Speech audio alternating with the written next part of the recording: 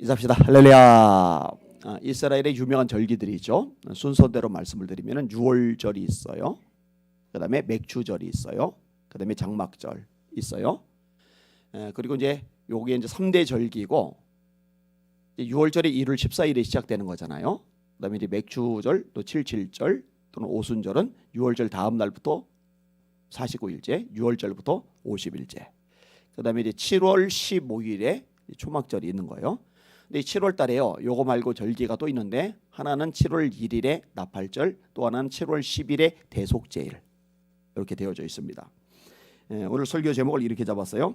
7월의 세 절기, 나팔절, 속죄일, 수장절, 장막절이라고 해도 좋고요. 이런 건 기억을 해두시면 유익할 겁니다. 자, 7월에 세 번의 절기가 있다 생각을 해봐요.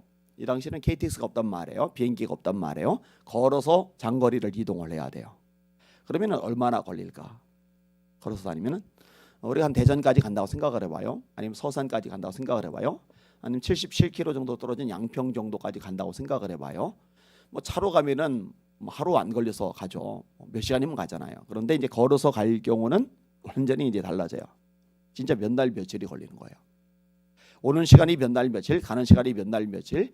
게다가 절기를 지켜야 돼요. 7월 1일은 하루, 7월 10일 하루, 7월 15일 초막절은 일주일. 그럼 그것만 따져도 9일입니다. 이게 오는 날, 가는 날, 그 다음에 9일 이렇게 따지면은, 또 여기에 드려지는 예물 이런 걸 따지면은요, 와, 이거는 보통 일이 아니에요. 이래서 사람이 살 수가 있나?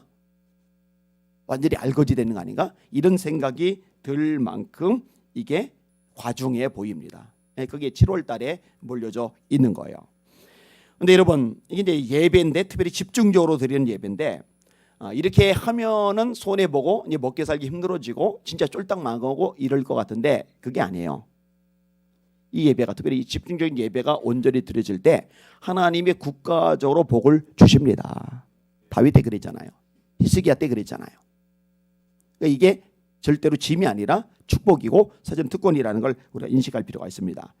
자, 7월 1일 나팔절, 7월 10일 대속제일, 7월 15일 초막절, 이렇게만 일단 기억해 두세요. 7월 달에 따라합시다. 7월 1일 나팔절, 7월 10일 대속제일, 7월 15일 초막절. 초막절은 일주일이다, 이렇게 하시면 됩니다. 자, 일단 나팔절인데, 나팔을 부는 겁니다. 나팔을 부는 거예요. 그러니 예물이 수송아지 하나, 순양 하나, 1년 되고 흠없는 순양 7, 그다음에 소제, 속죄제, 아침과 저녁에 드리는 상번제 따로, 매달 첫날 드리는 초하루 제사 따로. 많아요, 뭐가 되게 많아요. 근데 드릴 때 어떻게 드리느냐? 흠없는 것으로 드려야 됩니다. 잘 기억해야 돼요. 이게 굉장히 반복적으로 합니다. 하나님께 드릴 때는 흠 없는 것으로 드려야 된다. 거꾸로 말하면 흠 있는 것으로 드리면 안 된다라는 겁니다. 레위기 4장 32절입니다. 그가 만일 어린 양을 속죄 제물로 가져오려거든 흠 없는 암컷을 가져다가. 레위기 9장 2절입니다. 아론에게 이르되 속죄제를 위하여 흠 없는 송아지를 가져오고 번제를 위하여 흠 없는 순양을 여호와 앞에 가져다 드리고. 레위기 22장 20절입니다. 흠 있는 것은 무엇이나 너희가 드리지 말 것은 그것이 기쁘게 받으심이 되지 못할 것임이니라. 흠 있는 것은 하나님 기쁘게 받지 않으신다. 에스겔 43장 23절입니다. 정결하게 하기를 마친 후에는 흠 없는 수송아지 한 마리와 때 가운데서 흠 없는 순양 한 마리를 드리되. 제가 아까 인용한 구절들은 레위기죠. 레위기는 가나안 땅에 도착하기 전에 모세가 하나님께 받은 거란 말이에요. 그 다음에 지금 방금 인용한 에스겔서는 시대가 한참 지난 다음에, 그 다음에 더 한참 시대가 지난 다음에 언제요? 포로기 이후에 가장 마지막 선지서가 어디요? 말라기. 말라기 1장 14절입니다. 짐승 떼 가운데서 수컷이 있거늘 그 서원하는 일에 흠 있는 것으로 속여 내게 드리는 자는 저주를 받으리니. 아니, 예배를 드렸어요. 예배를 드렸으면 복을 받아야죠. 근데 예배를 드리는데 어떻게 드리느냐? 흠 있는 것으로 드리는 거예요. 그럼 차라리 안 드리는 게 낫다는 거죠. 그래서 이 말라기 1장에 성전문을 닫을 자가 있으면 좋겠다는 말이 그래서 나오는 거예요. 예배를 너희들 그렇게 드리려면 차라리 예배를 드리지 마. 다시요. 서원하는 일에 흠 있는 것으로 속여 내게 드리는 자는 저주를 받으리니. 나는 큰 임금이요 내 임금은 이방 민족 중에 두려워하는 것이 됨이니라. 만군의 여호와의 말이니라. 따라합시다. 예배는 흠 없이 드려야 한다. 한 번 더. 예배는 흠 있는 것으로 드리지 않아야 된다. 잘 가르칠 필요가 있어요. 자, 그다음에 대속죄일입니다. 이 대속죄일은 뭐냐? 자, 성막에 대해서 종종 제가 설명을 하잖아요. 이방인의 뜰이 있어요.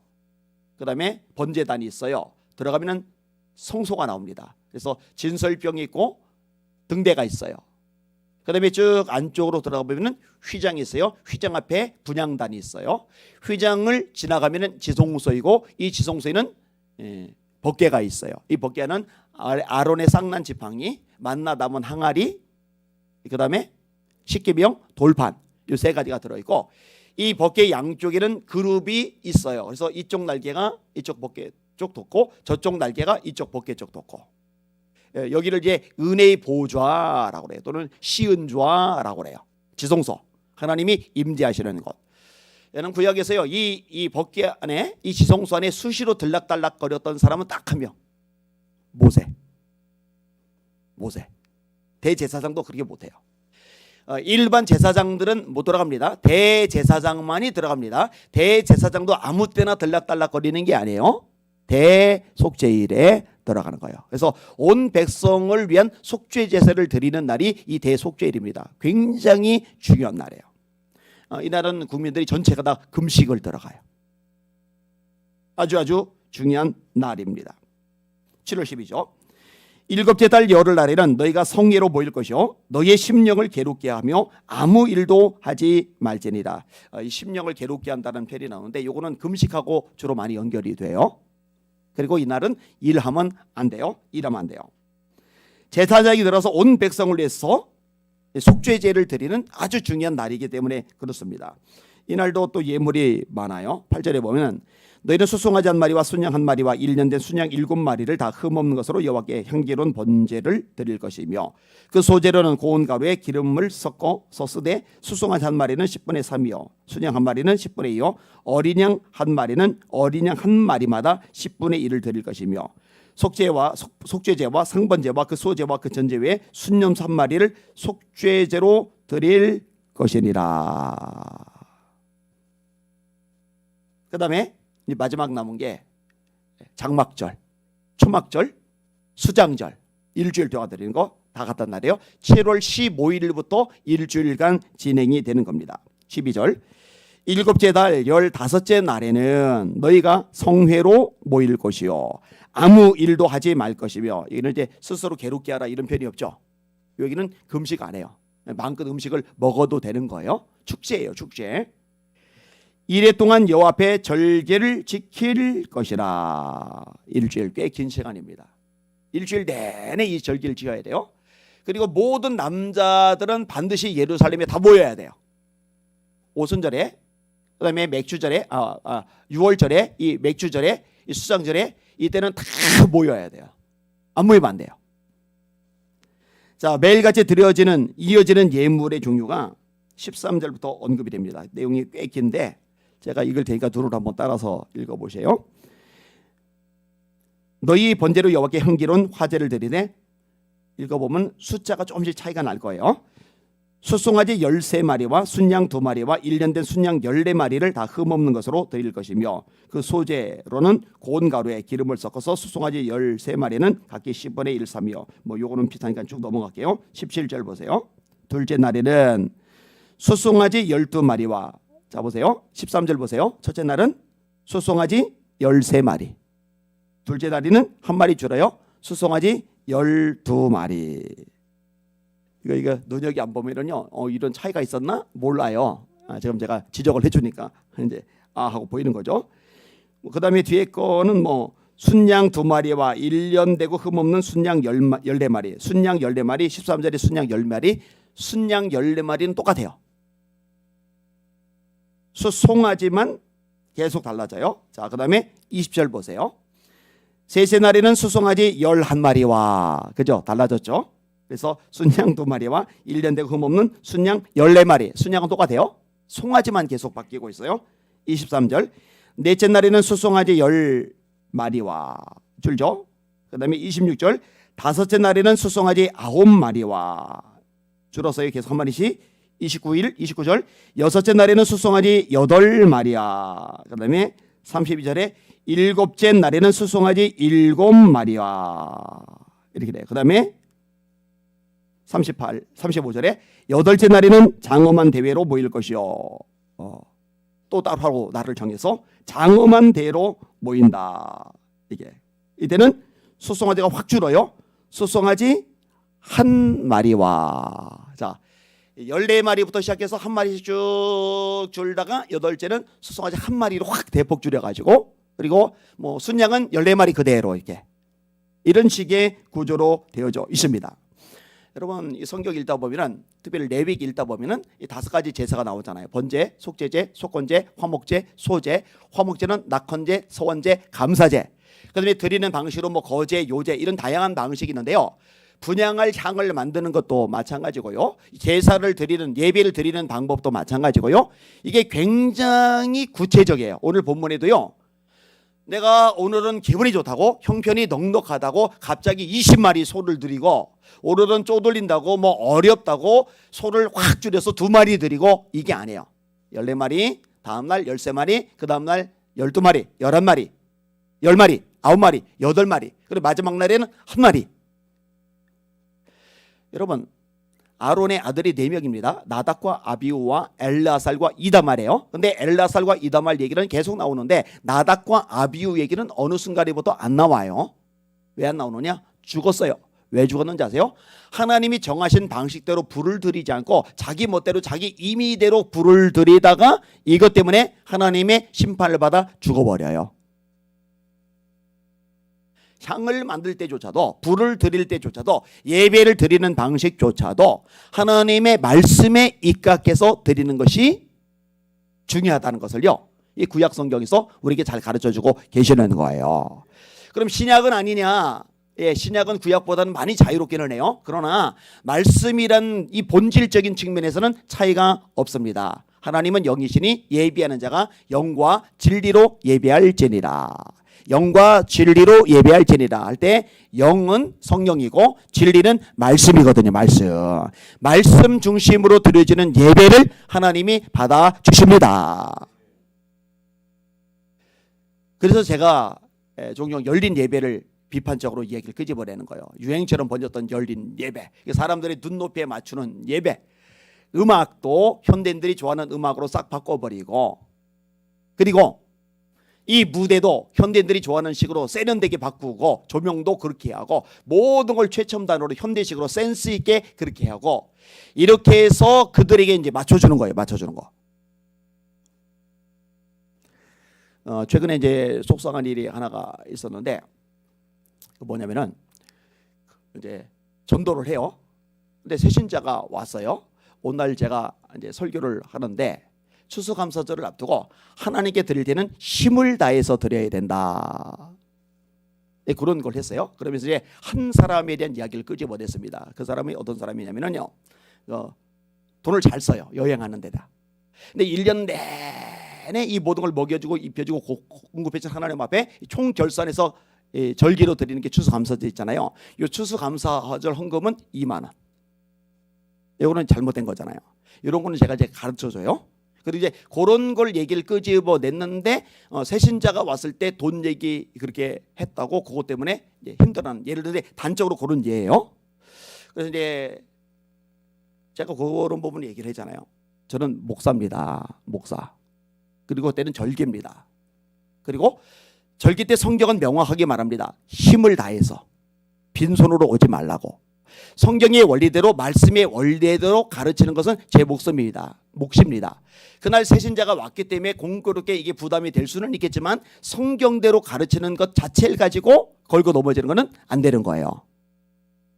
그런데요, 생각보다 이런 부분들에 대해서 불편해하는 사람들이 있어요. 그러니까 이 말씀하고 우리하고, 왜냐하면 새신자에게 맞춘 거예요. 새신자를 소중히 여기고 그 전도 대상자에 대해서 관심을 가지고 그 사람 입장에서 배려해주고 이거 너무 귀하고 아름답고 존귀한 거예요. 그런데 그게요, 하나님의 말씀의 원리대로 하는 것을 늦추면서까지, 그거를 완화시키면서까지 하는 것은 과연 바람직한가? 열린 예배도 역시 마찬가지고요. 그렇지 않아요. 초점이요, 사람, 특별히 새신자 다 중요한데 예배의 기본적인 초점, 핵심적인 초점은 하나님이십니다. 하나님. 그러니까 자주 하는 말이 있잖아요. 예배는 내가 은혜 받았느냐, 감동이 됐다, 은혜가 됐다, 마음에 와닿았다, 너무 흡족했다, 이게 중요한 게 아니라 내가 드린 예배를 하나님이 받으셨느냐 받지 않으셨느냐, 받으시느냐 받지 않으시느냐, 이게 핵심이란 말이에요. 여러분이 드리는 예배가 하나님이 받으시는 산 예배가 되시기를 예수님의 이름으로 축원합니다. 이 부분은 이제 많이 강조가 될 수밖에 없고 제대로 가르칠 수밖에 없어요. 왜냐하면 생각보다 이 부분에서 많이 무너져 있기 때문에. 제가 얘기했잖아요. 그 뇌수술하고 나서 교회들 큰 길을 돌아다니면서 쇼크를 받았었다고. 예배가 엉망진창입니다. 하나님이 거기 정말로 임재하시다는 생각 자체가 없어요. 믿음이 없이는 하나님을 기쁘시게 하지 못하나니 하나님께 나아가는 자는, 지금도 하나님께 나왔잖아요, 반드시 그가 계신 것과 또한 그가 자기를 찾는 자들에게 상 주시는 이심을 믿어야 할지니라. 여기 하나님이 계신 걸 믿으시길 바랍니다. 이렇게 예배드린 여러분들, 하나님을 찾는 여러분들, 하나님이 반드시 갚아주시고 상 주시는 걸 믿으시길 바랍니다. 이 믿음이 없으면 하나님을 기쁘시게 하지 못한다는 거죠. 자, 7월의 세절기, 첫째 나팔절 7월 1일, 둘째 대속제일 7월 10일, 셋째 초막절 7월 15일부터 진행되는 절기입니다. 왜 이렇게 자세하게 조목조목 말씀하실까? 그만큼 중요하기 때문이라는 것. 예배가 살아있는 예수의 비전 성결교회 온 성도들 다 되시기를 예수님의 이름으로 축원합니다. 아멘. 우리 찬양 같이 하겠습니다. 278장 278장